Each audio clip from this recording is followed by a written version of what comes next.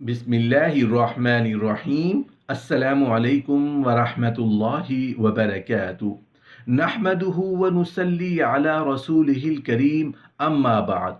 रात को जल्दी सोना क्यों ज़रूरी है? जो लोग रात को जल्दी नहीं सोते, देर तक जागते रहते हैं, उनको जिस्मानी या रूहानी क्या क्या नुकसान हो सकते हैं? मोहतरम नाजरीन, आज तकरीबन सारी दुनिया में ये ट्रेंड चल पड़ा है कि जैसे इशा की नमाज का वक्त होता है, लोग समझते हैं कि अब शायद सुबह का आगाज हो चुका है। लोग घरों से बाहर निकल पड़ते हैं, होटलिंग करते हैं, शॉपिंग करते हैं और फिर वापस घर आकर टीवी चला लिया या मोबाइल पकड़कर बैठ गए।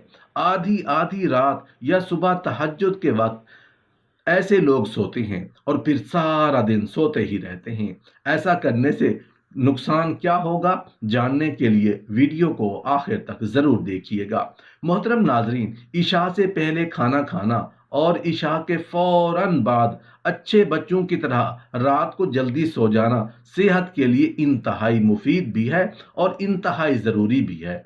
अगर आप रात को देर से सोने के आदी हैं तो आप पर शुगर का हमला बहुत जल्दी किसी भी वक्त हो सकता है। चाहे आप सारी जिंदगी के लिए चीनी छोड़ दें, शुगर की बीमारी में सबसे बड़ा जल्दी ना सोना है। ये तो जिस्मानी नुकसान है। और रूहानी नुकसान क्या होता है कि आपके दिन के कामों की बरकत खत्म हो जाती है। हम इसलिए काम नहीं कर पाते कि क्योंकि हम कामों का आगाज लेट करते हैं। जबकि हदीस शरीफ में आता है कि रसूलुल्लाह सल्लल्लाहु अलैहि वसल्लम ने इरशाद फरमाया, मेरी उम्मत की बरकत सुबह सवेरे रख दी गई है। यानी कि सुबह का इब्तदाई वक्त जब मुर्गा बांग देता शुरू कर देता है तो समझो दिन का आगाज हो गया। सुबह का आगाज फजर की नमाज से पहले होता है। सुबह 4 बजे उठकर तहज्जुद की नमाज अदा करें, दुआएं मांगे। जब आप उठेंगे तो अगर अल्लाह ने चाहा तो सारी जिंदगी में तहज्जुद की आदत पड़ जाएगी। हम लोग रातों को जागते हैं, दिन को सोते हैं, बेतहाशा खाते हैं और डॉक्टर हजरात की मौजें लगी हुई हैं। अपना लाइफस्टाइल चेंज करें।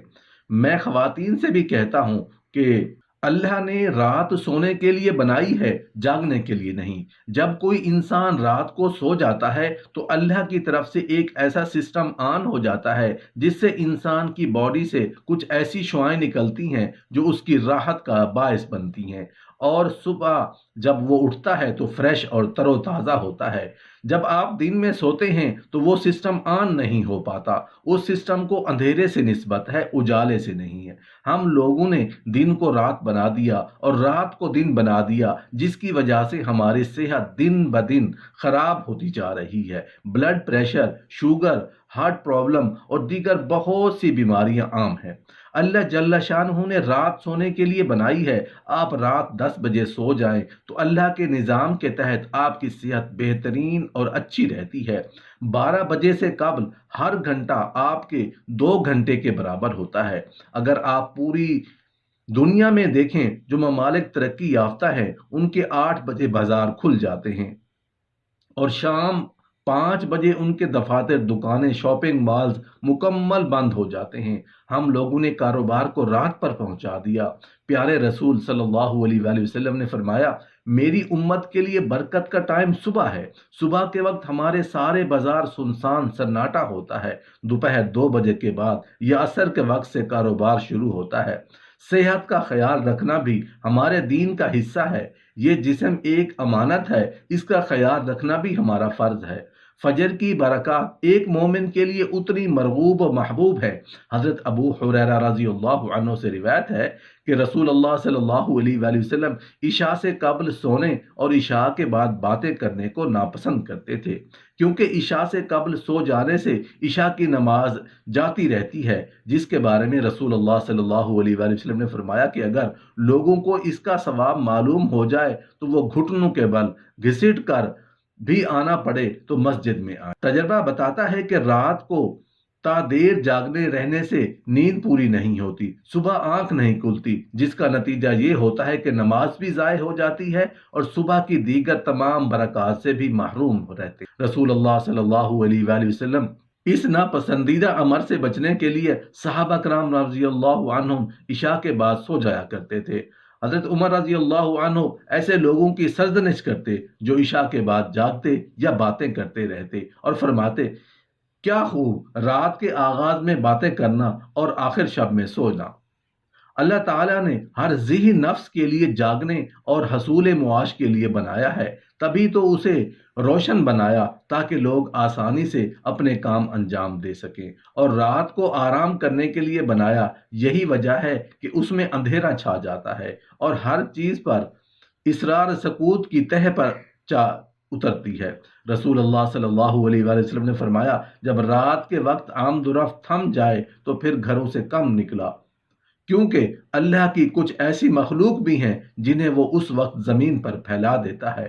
محدثین نے لکھا ہے کہ مخلوق سے مراد مردار کتے، گدھے وغیرہ ہیں، لیکن اس سے کئی قسم کی مخلوقات مراد ہو سکتی ہیں جو انسان کو بہرحال اذیت دینے والی ہیں۔ غور کیجئے، رات کو ہر قسم کے موذی کیڑے بلوں سے باہر نکلتے ہیں، شیاطین اور جنات بھی زمین پر پھیل جاتے ہیں، کتے، بلیاں، چمگادڑیں وغیرہ رات کو نکلتی ہیں، اپنی ڈراؤنی آوازوں سے فضا کو بھی محب بنا دیتی ہیں۔ صبح سونے سے پرہیز کرو، اس سے گندا ذہنی فساد مدنی اور طبیعت میں خشکی پیدا ہوتی ہے۔